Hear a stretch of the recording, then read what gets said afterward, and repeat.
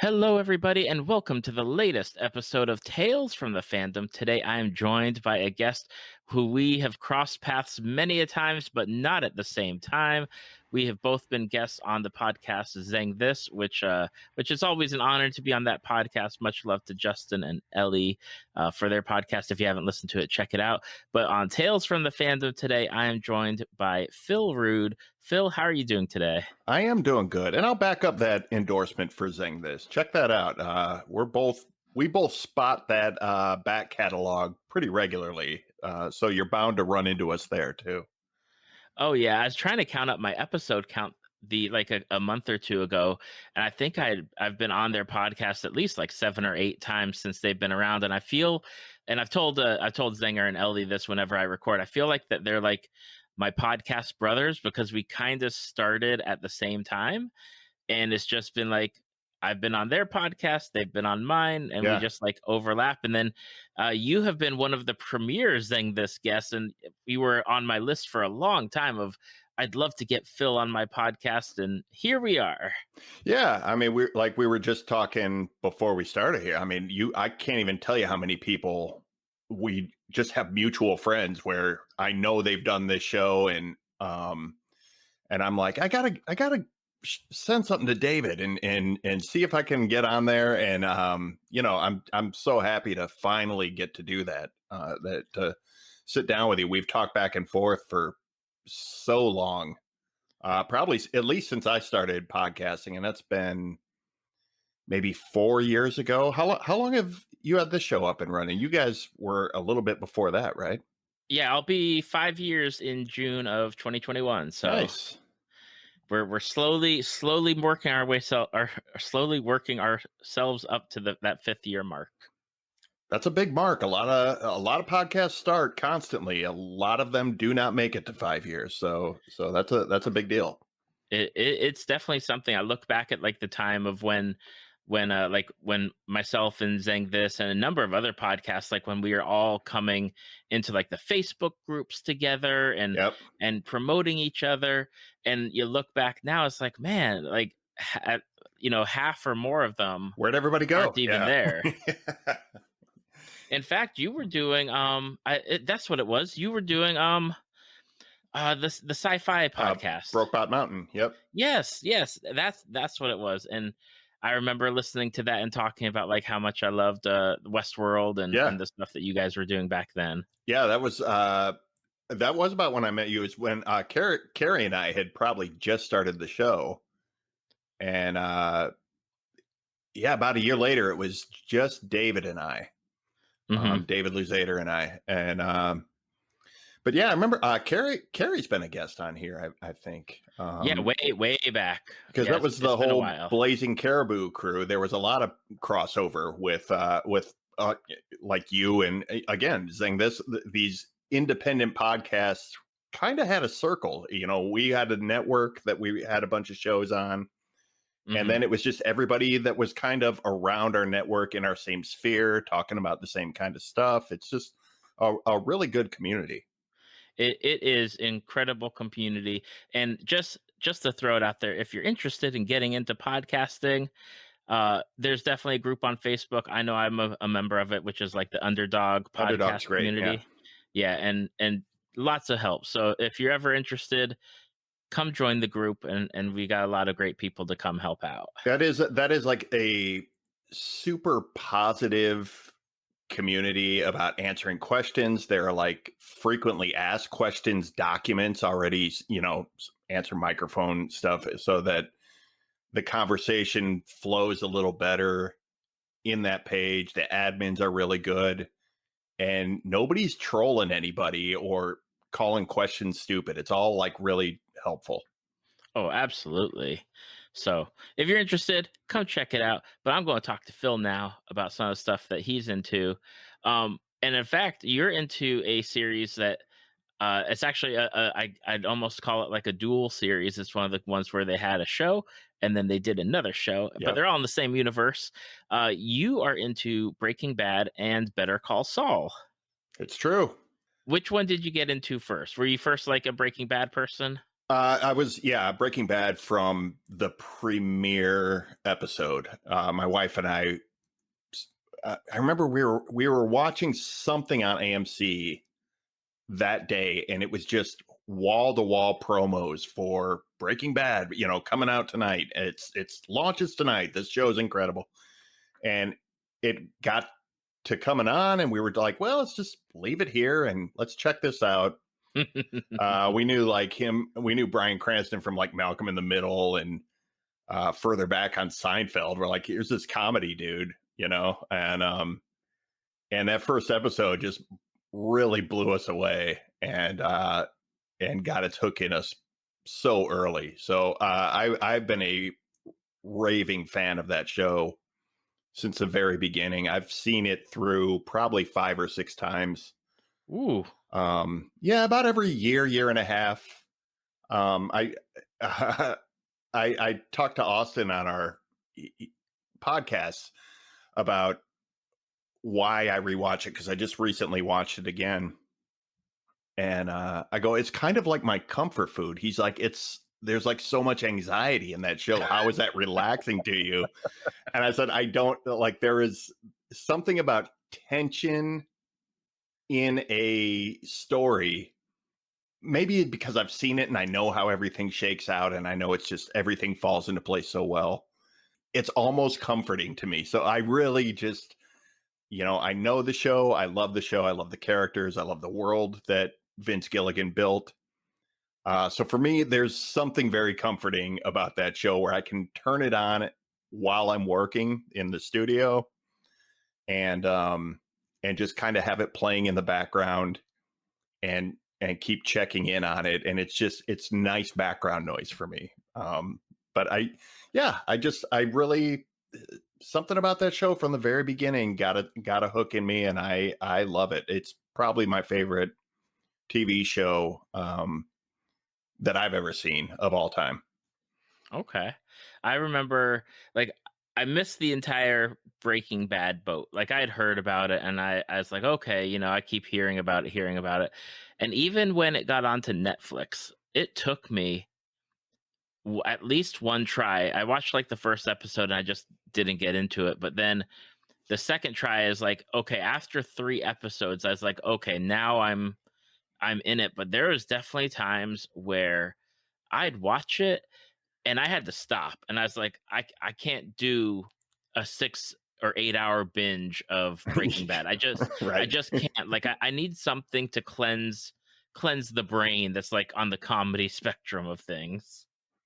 Yeah, it's a little dark. And 6 to 8 hours. Yeah, that is a lot. I don't watch that much of it in one sitting, in one dose. Yeah, it's definitely a great show. I mean, between Bryan Cranston, dang, and I'm forgetting.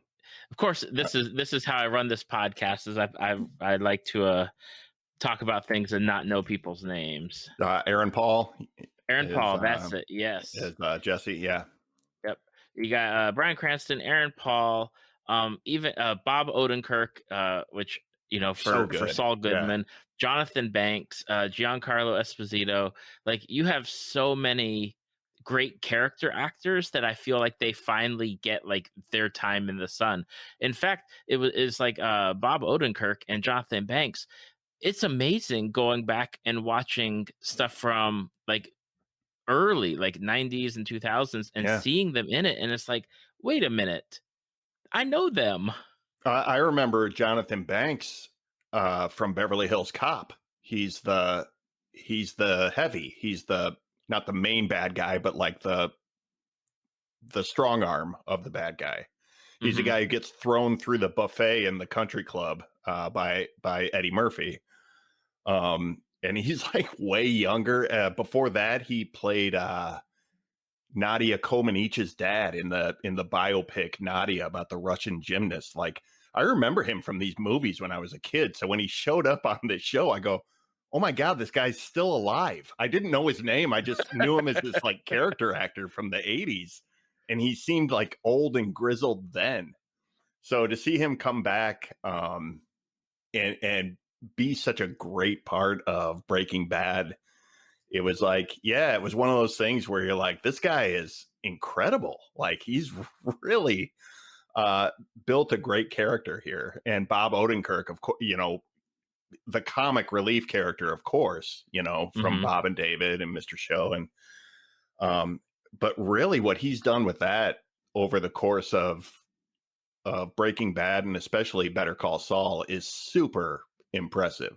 That character, he's really given dimension to somebody who is just supposed to be like this comic relief. You know Mm-hmm. what I mean?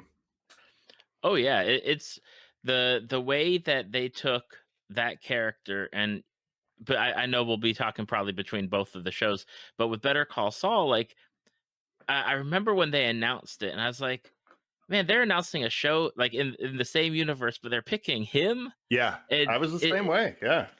but you go into it, and it is just such a masterpiece of, here is this character who has he's living in his brother's shadow. He's fought his way through to get a law degree, and just the what he does, and like you're rooting for him. You're like, Yeah. yeah, this is great. This is great. At the same time, you're like, I know exactly what Yes. he ends up as. It's like, I can't believe it. It makes it such a sad experience to watch.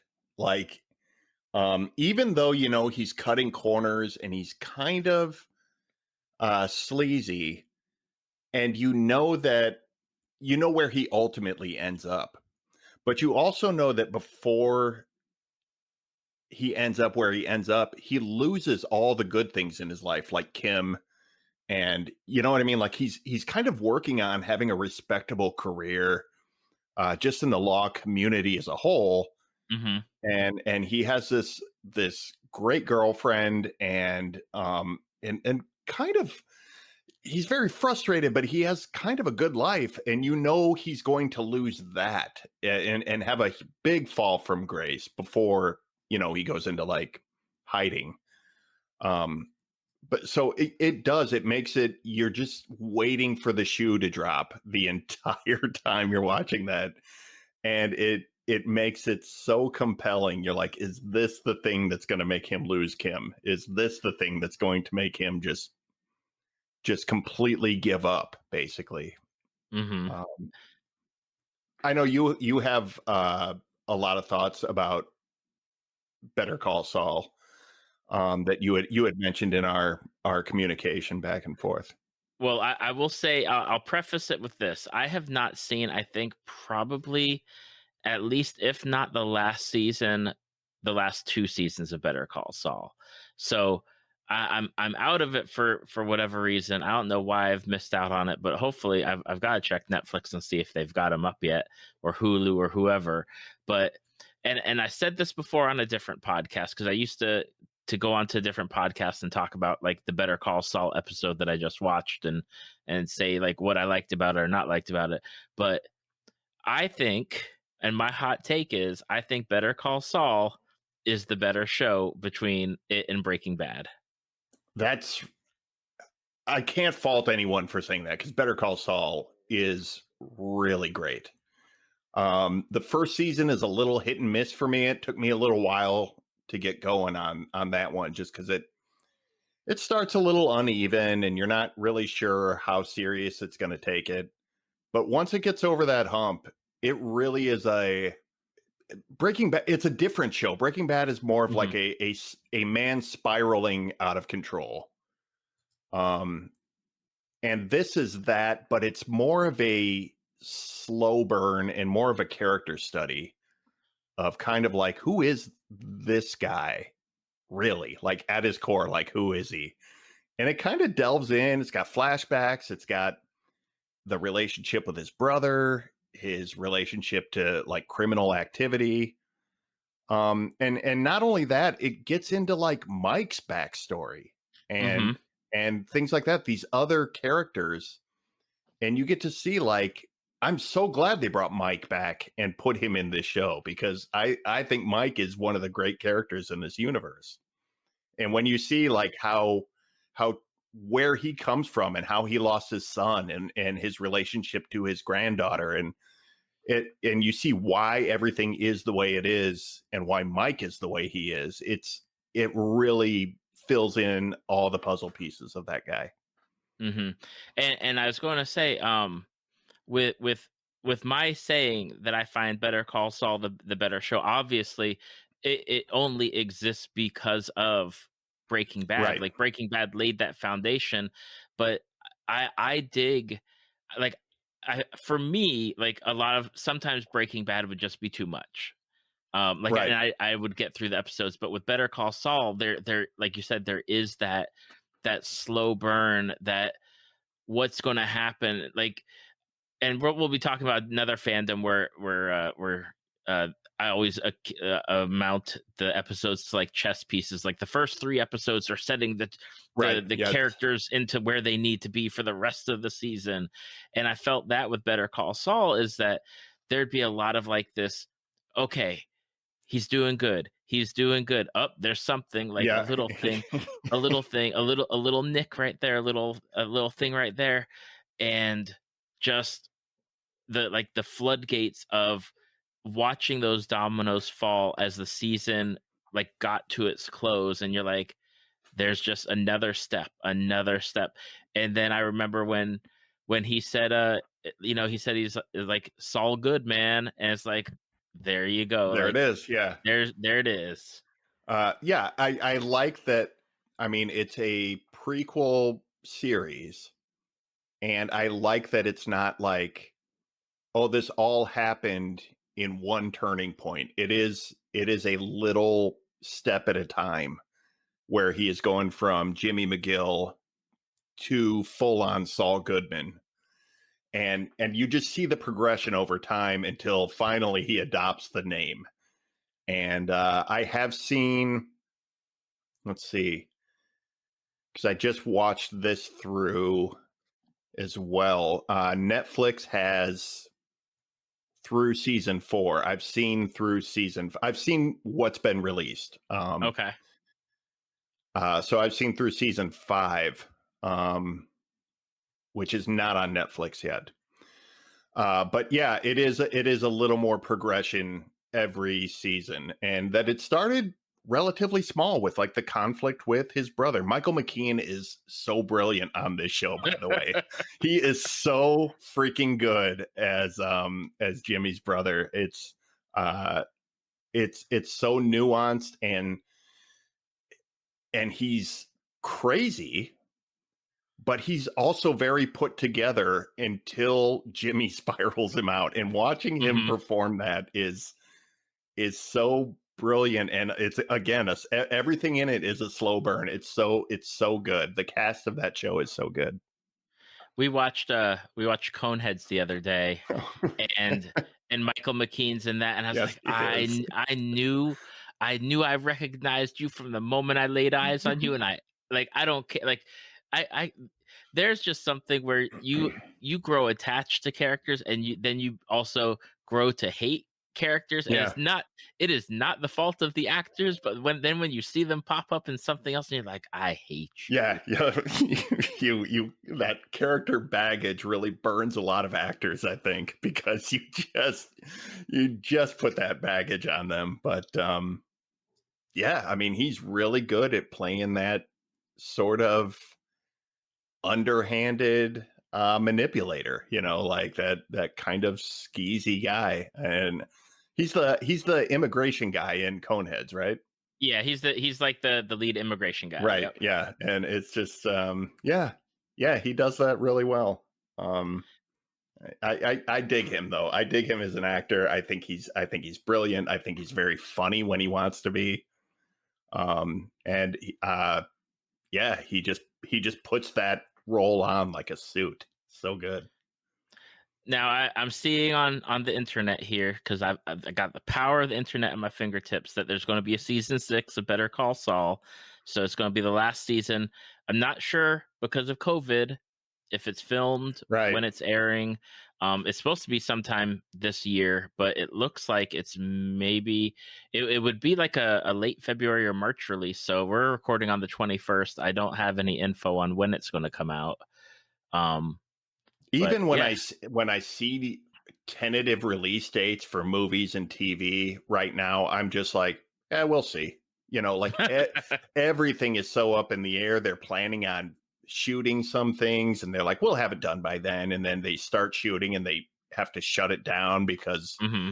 there's a whole break. So I'm just, I hope we get some cool stuff. I hope we get that James Bond movie after 2 years of delays. But at the same time, I'm just like, I'm not pinning my hopes on anything. We'll see what we get this year.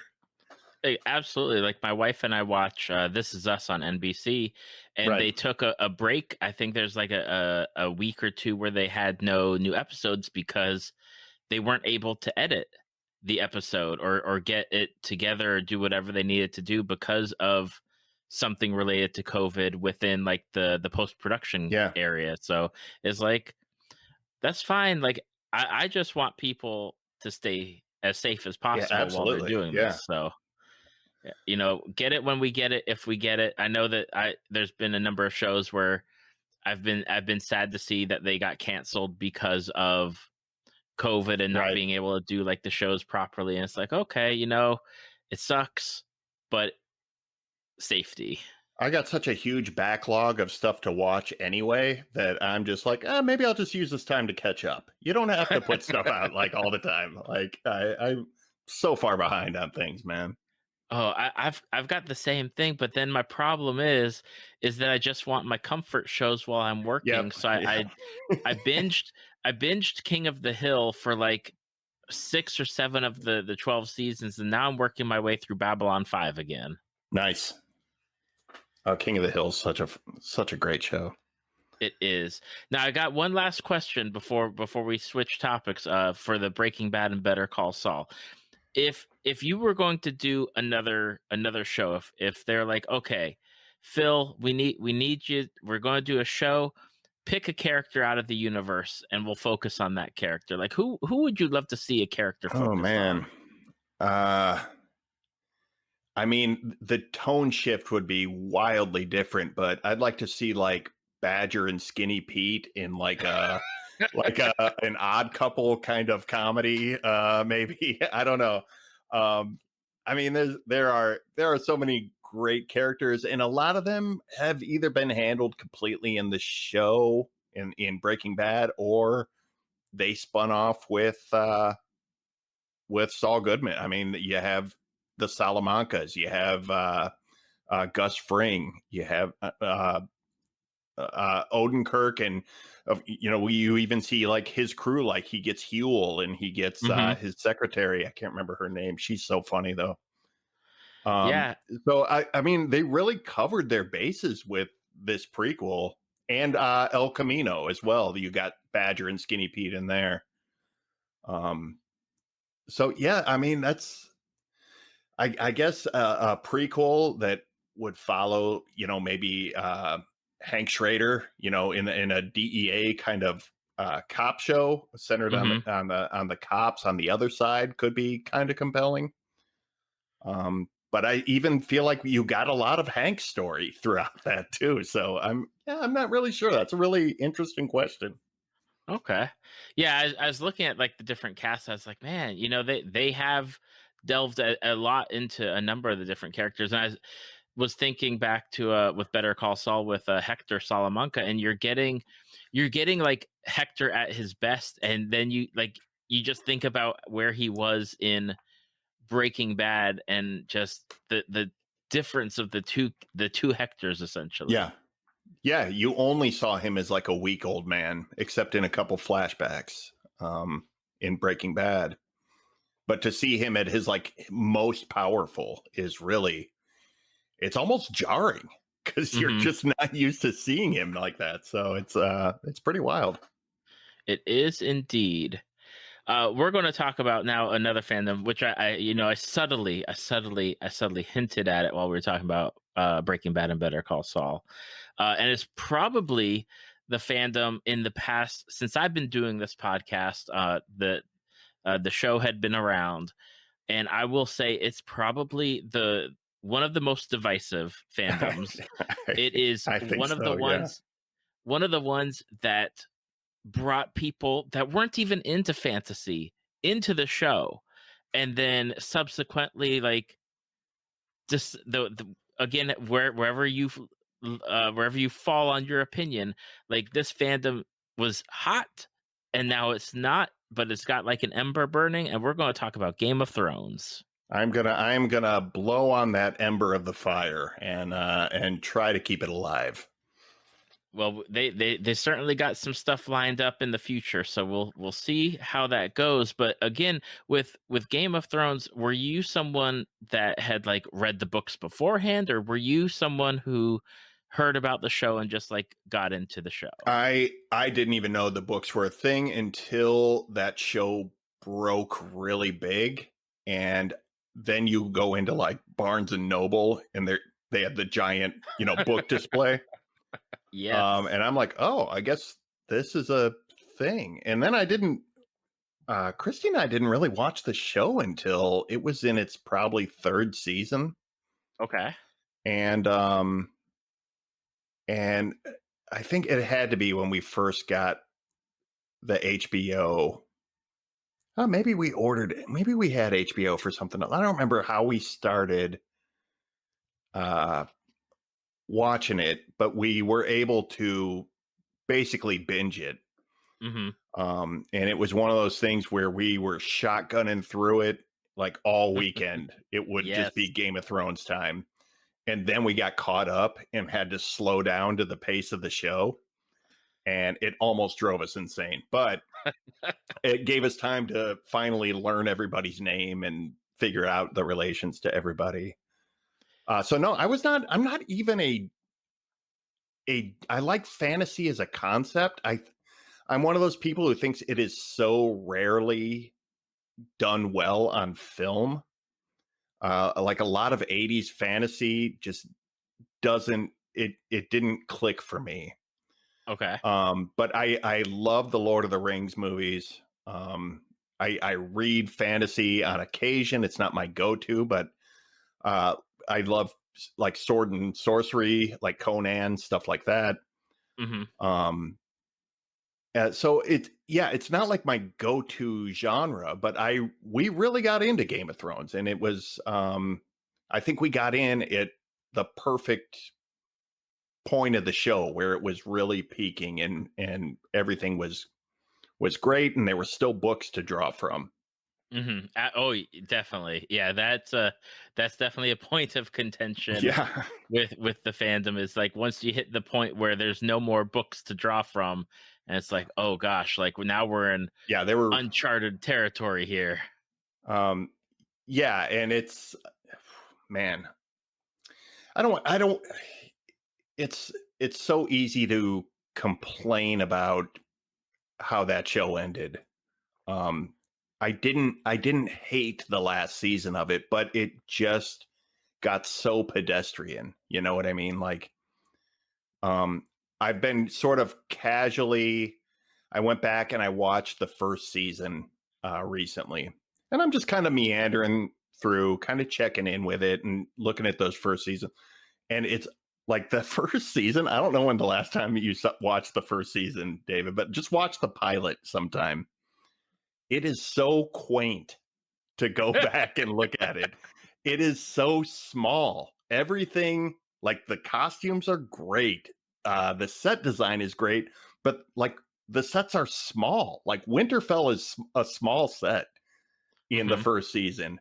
All the shots are pretty close to medium shots because they didn't have the extras to fill, like the Dothraki horde is pretty, it looks like the sideline of a football game, like Right. it's not hundreds and hundreds of horsemen. And there's a lot of soundstage stuff. It's really, it's almost cute to look at. But in watching the early seasons, they introduce so many great concepts and ideas and themes of the show, and you just come to realize, like, oh, they just throw all this away. Like, this is stuff that gets teased through the whole episode or the whole series, until they ran out of books, and then they just threw it all away, and they're like, okay, everyone kills everyone else, dragons, and we're out. And then it's frustrating to see how much promise there was for some really great thematic storytelling that ultimately the showrunners didn't know what to do with, because George Martin he'd mapped out where he was going, but he didn't draw the map all the way there. Mm-hmm. Yeah, it's like I remember watching the first season. Like somebody was like, "Oh, this is a show that you got to watch." So I watched the first season, and then they said, "Oh, there's books," and that's always like, "Oh, really? Oh, really? There's books." Let me, and those were like they're hefty books, and I am a book reader, or at least I was back then, and I went through them as fast as I could, and I was like, "Wow, these are so great! There's so much stuff, and Right. I love it." And I tried to introduce my wife to the show, and the problem, and it's very quaint the first season, but there's too many people, and by the end of the first season, there's definitely a lot less people, Yeah. Yeah. especially the Stark household. You've eliminated a number of those people, and you start whittling it down, and you really get the core cast and a few side characters that pop up here and there. But it's definitely a show where they hit that point of, okay, we've talked to George R. Martin, and and it's always he's told us what is going to happen, and Right. we've got like the broad strokes, but we're going to paint it in, and hopefully we choose the right paint color. I know that there's a lot of controversy with certain storylines and how they were handled, or not even handled at all, and just kind of left by the wayside. And it's definitely a show where I enjoyed the ride. I enjoyed seeing the fandom grow. I enjoyed seeing people really get into fantasy, and by like with Game of Thrones, kind of expand outwards to find Sure. new books, new material, new stuff. Seeing the actors grow. Like, I have loved Peter Dinklage for a long time, and getting to see him really just go through as Tyrion, like, wonderful He's stuff, amazing. wonderful Yeah. characters. Uh, that last season needed a number of things to help it along. Even if they were going to still do the ending that they were going to do, it would have been nice to have it breathe another hour, another episode, another, like, it needed something to, instead of just like shotgun through and be like, okay, here we are, let's go by, thanks, Right. we're out. Yeah. Yeah, absolutely. There's and I do understand the challenges that they were up against. They had a long way to go in only like a season to bring it all home, Mhm. and so I think that's why they shotgunned through. I'm currently reading the books. I'm on book 4 right now. And yeah, those are thick volumes. Those are doorstops, man. And I'm not one of those guys who's like, oh, the show sucks because they didn't do all the source material. And it's like, that is impossible to adapt all of Yep. it. Like, it is so much stuff, which is why I'm reading the books, because it just fleshes that world out so much Mhm. more. And I love the books for that. I don't think George Martin's ever going to finish that series, and I don't care. Um, I mean, I waited on the books for a long time because I want to know that he's going to end it. Right. And then the show ended, and I go, I really like this world. I'm going to start reading the books, and hopefully, hoping against hope that he'd have it finished. I just don't think he's going to. But yeah, I mean, I got a lot of like story problems with things like the way they handle Brienne at the end and things like that. There was a lot of stuff that didn't make sense to characters. But there were also story arcs that, like, I just love Arya Stark and her Mhm. story arc all the way through. I don't think she hit a sour note through the whole thing. Just everything about her was compelling to go from this little kid to a full-on assassin and the way she got there from, breaking down and building herself up and breaking herself down. there's so much depth to that hero's journey arc. I thought Jon Snow was a great arc, but also not handled the best sometimes, and it was just things like that became really, really bothersome. But as a whole, I like the world that George Martin built, and I like the way Benioff and Weiss fleshed it out through the bulk of the series. I like that it was complicated, that there were so many characters, that Christy and I basically had to make a flow chart and start like, oh, the old maester at the wall's a Targaryen. He could have been the king. Okay, great. And then we connected the Mormonts, and it took us so long to figure out who was related to who, but I liked it. It felt like a real world, and then the thing where Jorah and Jon end up together and talking about the sword that the Lord Commander left to Jon, and should you have this? And they were both kind of shared a father figure. There's all these great connections that were made, but the big connection of the story is, I think, what left people so angry at the end of it. And I don't know, man. We limped across the finish line. I still love Game of Thrones. I'm still glad I watched it. Problems and all. Without forgiving it for what it did wrong at the same time.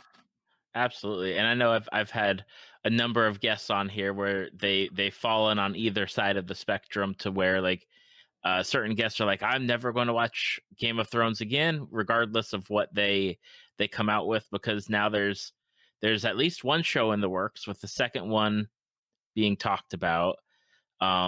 Which one are they? Which one did they greenlight? Is it the Dunk and Egg one, or is it the Dunk and Egg one is the one that they just announced that they're talking about doing, but there is the other one that they are doing. I'm trying to pull it up. It's not the female-led one. It's called House of the Dragon. It's going to be the Targaryen one. Yeah, the Targaryen one. But the other sequel or prequel series that they're going to do, that was like primarily female-led, they weren't going to push that one through. They I guess they might have shot the first episode, and then they're like, nope, we're not gonna go through with it. But out of curiosity, with Game of Thrones, like, did you have a favorite character, like one that you're like, you know what, out of the whole series, this person's my favorite? I had favorite character dynamics. Because I was always picking like, oh, maybe this guy's my favorite character. And then I just realized like I liked characters that clicked with each other really well. Like I liked the Hound so much because he clicked with Arya when they were together. That was one of my favorite stories and partnerships. But he also clicked with Beric Dondarrion so well when he was with the Brotherhood Without Banners. So like this idea that he's this disgruntled warrior who just quits his job basically, and then he just hates everyone that he travels with, but he also like begrudgingly respects them, and just those dynamics that they flesh out are really great. I like Varys and Littlefinger when they get together, because they're like these catty bitches who hate each other, but like they almost respect how slimy the other ones are. And so there are just like dynamics that I like. A standalone character, probably Tyrion. But Tyrion kind of gets screwed up because they make him so dumb in the last. He makes so many stupid mistakes by the end of the show, and they only do it to advance the plot, which is like the cardinal sin of storytelling. Yeah, that was like because I loved Tyrion, and at the same time I have the same issues as like the last season and a half, is like Tyrion would not do this, and he would not slip up to this extent, right? And even with Varys at the end, it's like, come on, you're telling me this whole time Varys has been this master manipulator, spy person, and yet he really right at the end, come on, come on. Yeah, I saw some video about the last season about like, here's Tyrion, he's the smartest, most clever person in Westeros, and by the end of or the last season, the only jokes he has are about Varys not having genitalia. Mhm. Like that's it. He's just reduced to making dick jokes for a whole season because they just didn't know how to write him without source material for him, I think. And that's a huge shame because like you said, Peter Dinklage is so good and he really elevated that character, and then they just sort of made him a clown by the end of it. Yep. Yep. Do you have any favorite arc or story beats that happen that you're like you tend to be like, you know what, this part of Game of Thrones, because there's a lot of stuff going on all the time. Yeah. It's a little hard to parse out, but I like I said, Arya and the Hound, and I also like when Arya is at the House of Black and White when she's studying, uh, learning that she has to break herself down and basically gain enlightenment before she's able to be magic, and her struggle to do that and stay on the path. I think that's a really interesting arc. Uh, uh, the stuff with John at the wall's so hard because there's some really interesting stuff with John, but a lot of it is broken up by like these huge battles that are Mhm. just like I love that battle where the wildlings are trying to breach the wall. It's like the entire episode. And I know that is just a filler episode to have an action movie, but I don't care. It's like so much fun. There is like zero character development going on, and it's the only time they take a break from politics and developing characters, and they're like, you know what? We're going to chain a woolly mammoth to this wall and try and pull it down, just for the hell of it. But it's a super fun episode, but it goes in line with all that stuff of John trying to integrate the wildlings and sort of not be at war with him, and how the rest of the watch turns on him for that. And I don't know. I like whenever the show is actually trying to point out an actual problem and a parallel to like a problem. It's like, why are we so xenophobic? Why are we ignoring global warming? Why are we doing why are we still worshiping a monarchy? These things that I think George Martin is trying to make these points about. And when the Mhm. show embraces those, I don't know, I get a little something out of that, and I think that's when their storytelling is on point. Okay. Will you whenever the new series comes out, whenever that may be, will you be watching it? Will you give it a try, or are you going to be like, you know what, I've got other stuff to watch? I'm not terribly interested, but I will probably give it a look.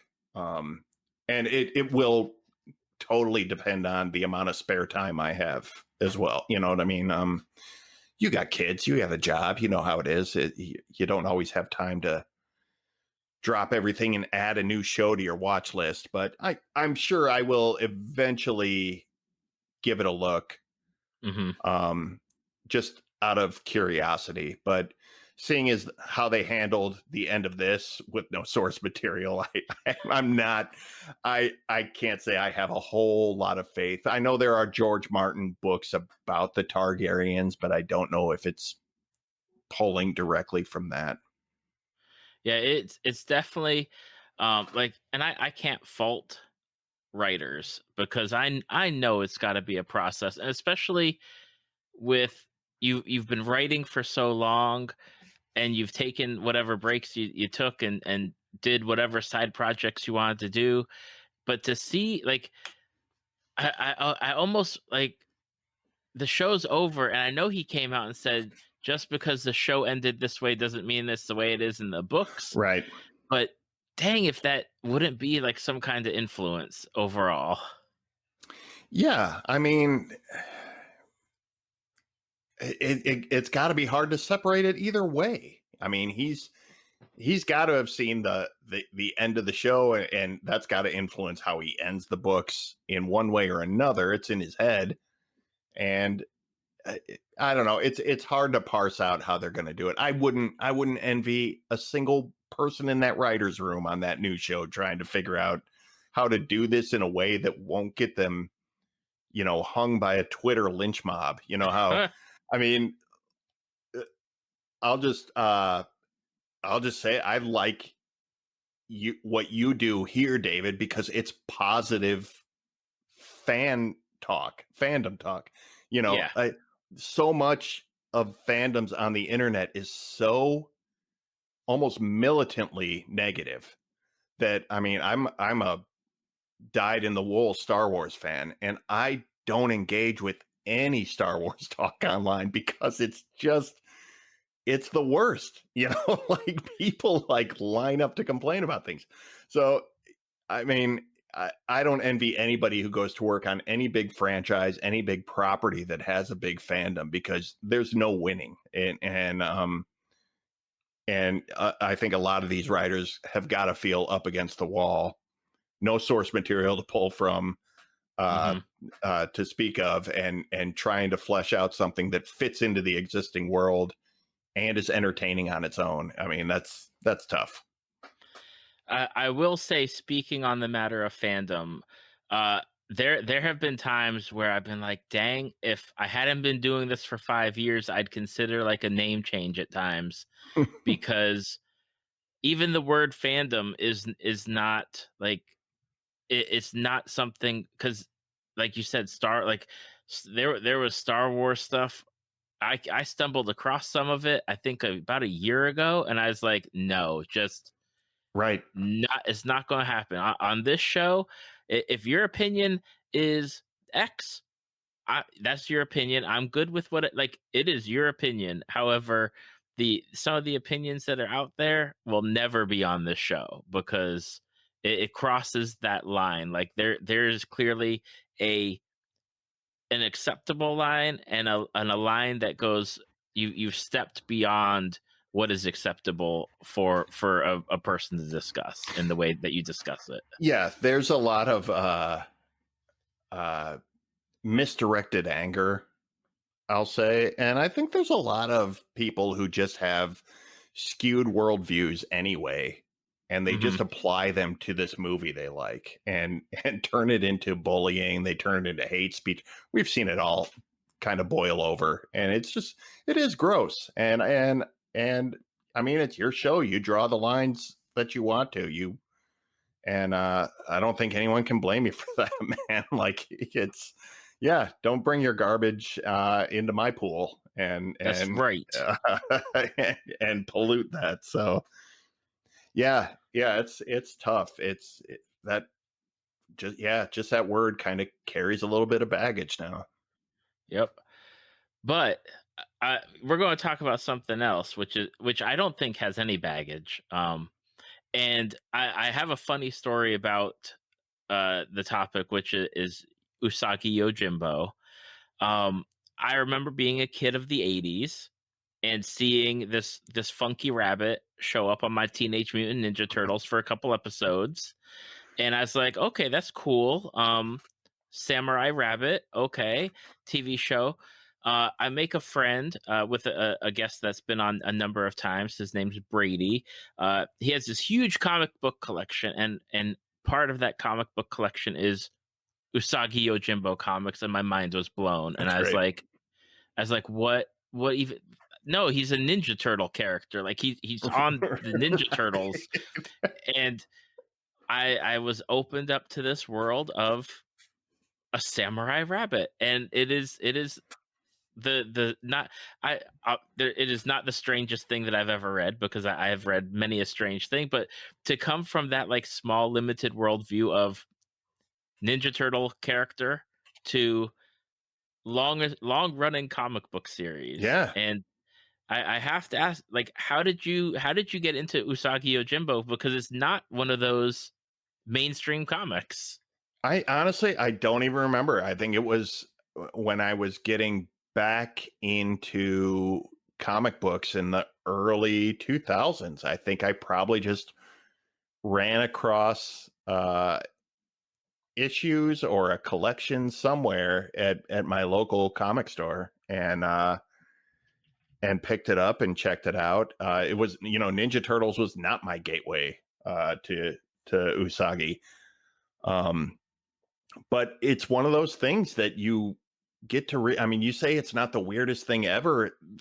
This is a surprisingly like grounded comic. I mean, like the weirdest thing about it is that it's a world populated by animals, but the Mhm. stories are just stories about a traveling samurai. And I really dig that. It's just he just happens to be a rabbit, by the way. It's just it is strange in that sense, but I love these stories, and I love that so many of them are just standalone, or maybe 2-3 part. If you were getting issues, it would be like a 2 or 3 issue to be continued kind of thing. There's continuity to it, but you can kind of jump in anywhere, and that they are structured in a way and that is almost educational about Japanese history, Japanese culture, Japanese folk tales, and to the point where there are like footnotes in some of the pages and panels, like, oh, this is what this means, and this is a creature from Japanese folklore. It's a really original series from a super original creator. Stan Sakai is I think one of those comics creators who has defied the odds and had a 30 plus year comic career on one book that he publishes through publishers and still owns all the rights to. Um, Mhm. he's just, I don't know. He's somebody as an artist. I just admire him for the career he's built for himself, remaining largely independent and still having all the positives that come with going through a publisher. I think he's with Dark Horse still, um, currently. But yeah, it's just a wholly unique comic that is super entertaining, and I think mostly all ages. I know when I was teaching art locally, a lot of my kids knew of, had read, or like religiously read Usagi Yojimbo. So it just has, I think, mass appeal, even though it's not really a mainstream book. It's not a book you see a ton of people talk about. Mhm. That's one of the things that is happy. I always love, like, I love talking fandom with anybody and everybody. Normally I get like the big ones typically, and I always try to find people that are into like some of the small ones, or ones that I just haven't talked about or people haven't heard about. And when I saw that you had Usagi Yojimbo, I was just like, this is going to be good, because I've only read bits and pieces here and there. Um, some of the stories I remember being really like, because for the most part family friendly, but they can do, and do get like, I'm not going to say like super dark, but there's definitely, I mean, he's a samurai, and he is doing, and doing some stuff around as a samurai would. Yeah. And it's definitely like, I find it as a kid can read it, an adult can read it. Like it covers, anybody could read these comics. Yeah. I mean, that's the, it is a little jarring when it's not graphically portrayed, but he does kill people. Like, it's not like I wound you or I knock the sword out of your hand. I mean, he straight up kills his enemies. And, I do, if I have, uh, if I'm giving comic recommendations to parents for kids, I will recommend it with that caveat. I go, there is some violence and killing in here.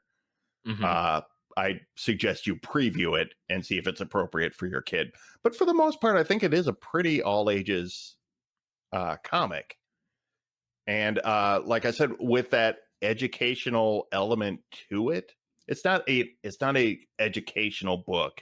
But there, if you have a kid who is interested in Japanese culture, in learning about other cultures in general, I think it's a really solid book to give it to.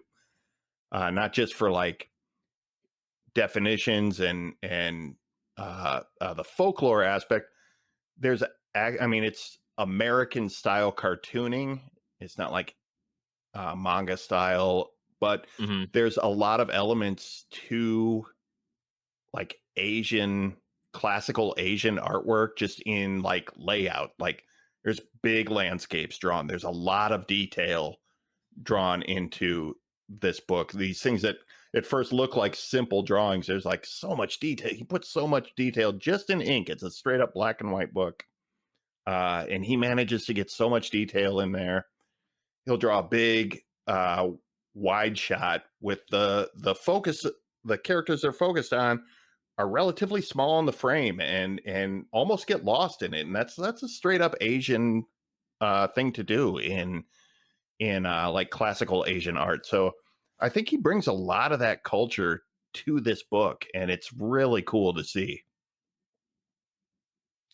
It is indeed. It's something where, and you mentioned like it's not educational in the sense that it's going to give you the education. It's going to give you the bits and pieces to be like, if you're interested, you're going to go explore and find out for Yes, yourself and do that research. Same with like Percy Jackson novels and sure. Greek and Roman mythology. It's presenting it in the way that like Sakai wants you to see it, but then it's like, okay, you like this, let me go look it up and see like what it is really about, what's really happening, what's really going on.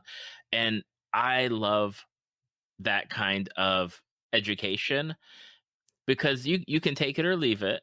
If you just take it as the face value, eventually you'll get corrected. Hopefully, in the long run, of well, you know what, I learned this in a comic book. It might not be the right thing, but Yeah. at least I got like that base knowledge. But for the people that get to take that and take it a step further and go beyond, it's such a great foundation and stepping stone to that, and you'll always be tied back to I learned that from a samurai rabbit. Yeah.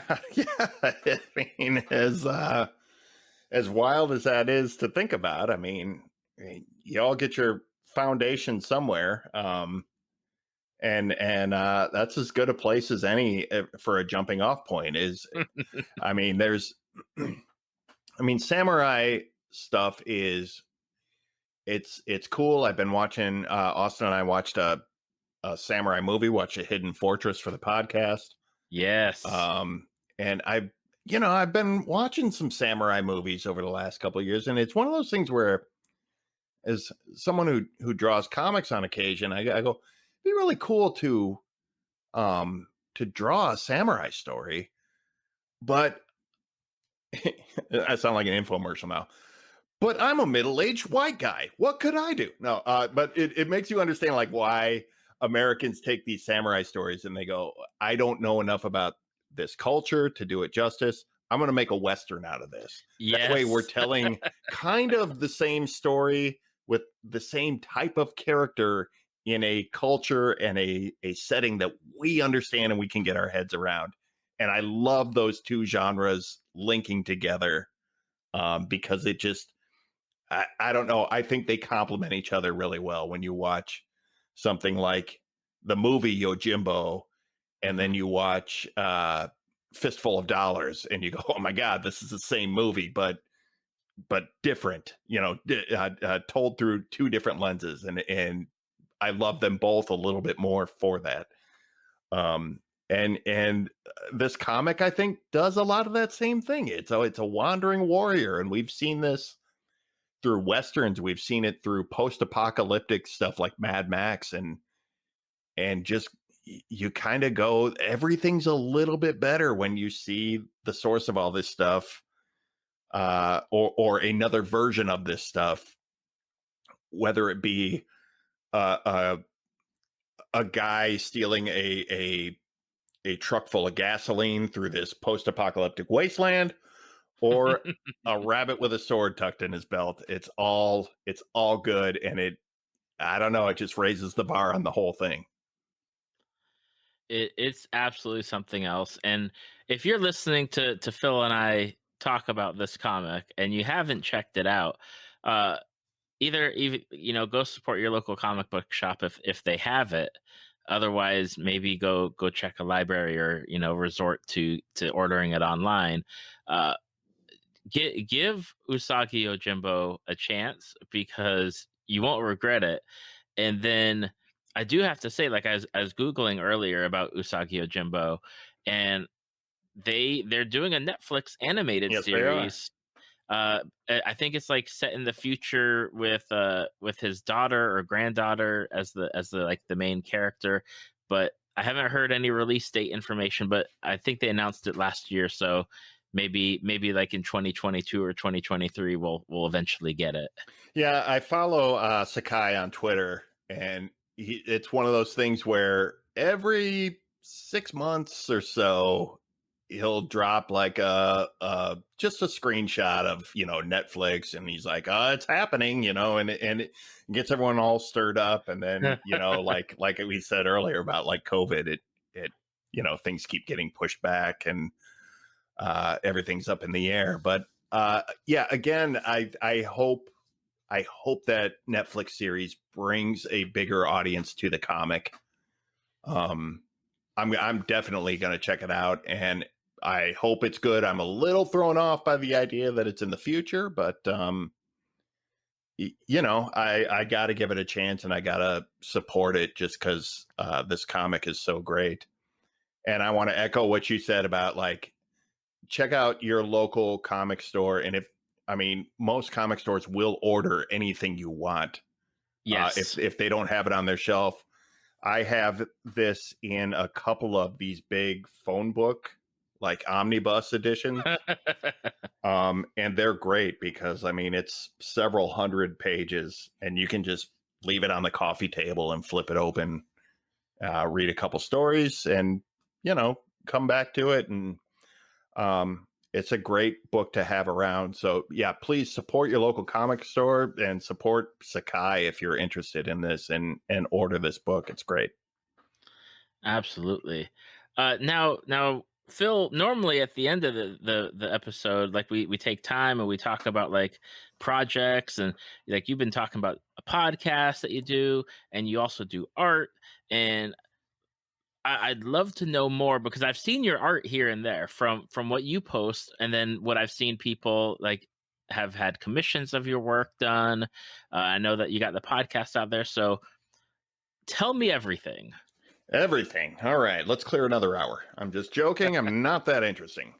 I do a podcast with my son called The Picture Show with Austin and Phil Rood, and it is, for lack of a better description, it's a movie podcast. It's a couple of white dudes talking about movies, and just like 1,000 others. But we figured out that every podcast like that, every movie podcast, every political, every talk show, it's personality driven. So we think we're pretty funny guys, so come check us out. Yeah, we pick movies back and forth, and we just bring them to the table and break them down. What do we think about it? And a lot of it is stuff that we've either been meaning to watch, or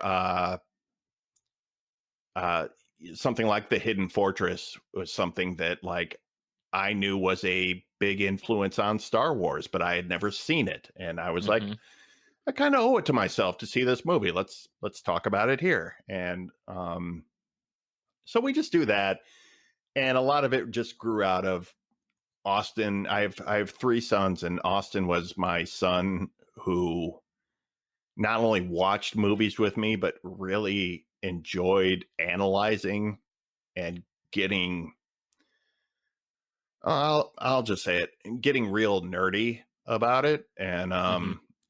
wanting to break them down. What do we think about this and this? And so he and I always had these conversations. So um, it was a real easy transition for us.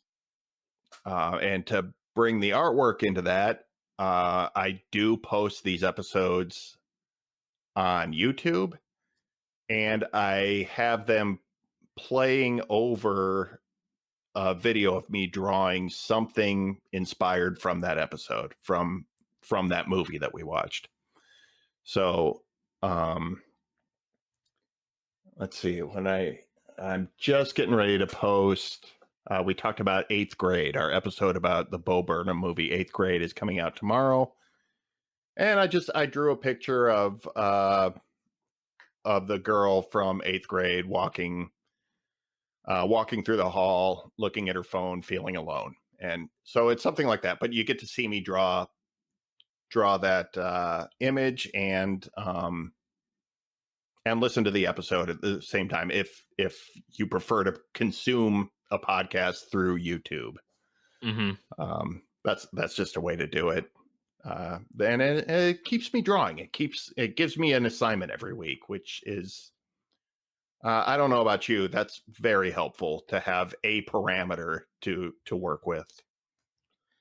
I do need parameters. Like the hardest thing for me, like I don't art. I have no arting ability, but just looking at like, oh gosh, I've got to edit an episode, Yeah. and I have to do it before Sunday, because if I do it on Sunday, and if I got a recording on Sunday, then I got no time. So Right. it's like, okay, I got to get it done. And then some days I'm like, hey, I could do like 2 or 3 episodes and be good for almost a month if I just power through If you it. just But do it. Yeah. I was a little late with the art this week. I was a little late with the art last week. It's I definitely have some slip ups in time management, but knowing that it has to be done by a day is a good driver, a certain day. absolutely. And you do art? Yeah, I've been a semi-pro illustrator, cartoonist for probably 16 years, something like that. I draw comics. I've drawn children's books. I've done commission work. I taught art. I taught sequential art for children for about 5 years at a local art studio here. And just general illustration work. And you can see that philrood.com is kind of my hub for all that. And you can kind of get a sense of what I do there and where you can buy it. Now, have you been into art like even when you were younger, or was it something you got into a little bit later later in life, and then you started doing it at that point?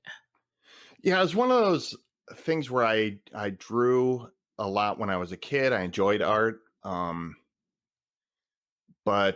I think this happened to a lot of kids in our generation, from very practical families. I'm from the Midwest, in a farming community where everything is very practical. Is you enjoy creativity, but you don't really believe you can make a career out of it.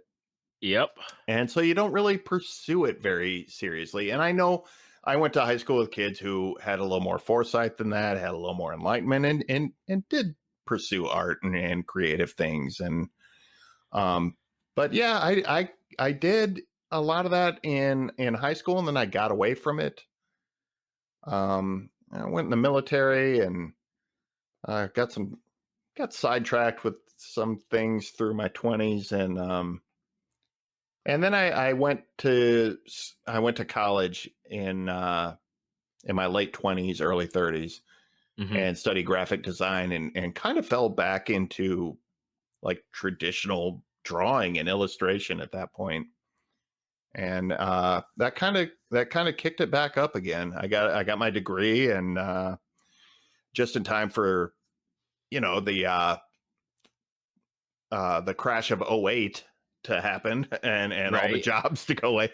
But no, it put me on a path of illustration, just getting back into working visually, and discovering, like, oh, there's careers and there's work to be had here. And the internet, of course, made everything so much easier by that time. So social media was blowing up. It was easy to make a website or a blog, or so yeah. And then I've been kind of full bore ever since. I mean, I still have a day job. I have a non-art day job, but yeah, I've been making art really steady for 15, 16 years now. Okay. I know that I was looking at your site earlier today, and I really like the style that you draw, or that I like the style of art that you draw, the way that your characters just pop and look, and they've got this attitude to them. There's like there's just something about them, and it's like you look at them and you just feel it. You feel what those characters are just you just there's it comes off of the screen when I see some of your characters. I'm like, right there. Yes, I understand. That is great to hear. I really appreciate that. Because that's as far as style, that's kind of the one I've cultivated. And to be super honest, that is about the only way I can draw. Like some people are really flexible. They can draw more realistic and they can go back and forth. I'm like, this is it. This is what I do. Like this is the one thing. So I kind of figured out how to do it in my way, and that is to try to give a lot of personality to things. So to hear that that's coming through that's great, man. Thank you. Oh, you are absolutely welcome. 100%. Well, I guess I think we've covered pretty much everything at this point, unless I missed something. No, I think I mean, you had a lot of ranting to do about Game of Thrones and and everything. No, it was I was thinking I sidetracked us too much with stuff, but yeah, no, I think we were right on point with it. Nah, there's no sidetracking in fandom. It's all side quests and secondary storylines going I on. like that. That's great. Yes. Now, if you have listened to this episode and you are digging Phil, you want to check his work out, you want to find his podcast, you want to check his art out, Phil, what are the best places to do so? philrood.com is my hub for most everything. I have a blog where I up kind of new work shows up there. I put episodes of the podcast are posted there with all the links that you need for those. I do some kind of busy work comics that I'm doing right now. Space Koala, I'm updating there semi-regularly. And the other big one is probably on Instagram. I'm at Phil Rood 75 on Instagram, and I post a lot of art there. You have to also sit through pictures of my cats and pictures of me hiking, but outside of that, you get a lot of artwork there. Awesome. Well, I will have the links in the show notes and on the Facebook page and website, so you can click and go to Phil Rood's sites and check them out. Make sure you give them a follow. Check out the podcast. Take a listen. Make sure to review it wherever you might review a podcast, to take a listen there. And of course, I would be remiss if I did not say, go take a listen to Zeng This, because Phil and I seem to think that like every year we're on at least like 3 or 4 episodes of their podcast. Yeah, we're probably on there about the same amount. I'm on there probably 2 or 3 times a year, I would say. Yeah, so we make appearances over there, so you can go check out Zenger and Ellie over at Zeng This and take a listen to that podcast, especially on Phil and my episodes that we happen to appear on. Absolutely, I like to think of it as did you ever see that Saturday Night Live sketch of the Five Timers Club where it was all the hosts like Steve Martin and Tom Hanks and these guys who had been on, who had hosted 5 times, that were on so often that they were almost cast members, but not quite. I kind of feel like we're the Steve Martin and Tom Hanks of Zeng This, where we just show up there so regularly, people expect to see us. We're like the Zeng This B team. Yeah, there you go. I like that. There we go. Phil, it's been a pleasure having you on my podcast, and hopefully I can have you back for future episodes so you can become a Tales from the Fandom, B team member. I would enjoy that very much. Thanks for finally making this happen, for getting me off my butt to actually schedule this. We're both in the same state, so I'm thinking in the after times we can meet up at WonderCon or Tampa Bay Comic-Con or something like that. I'd love to go and hang out in a big bowl of fandom like that with you. Absolutely. It'll be my pleasure. Awesome. Thank you for listening to Tales from the Fandom. Subscribe to us on iTunes or your podcast app of choice.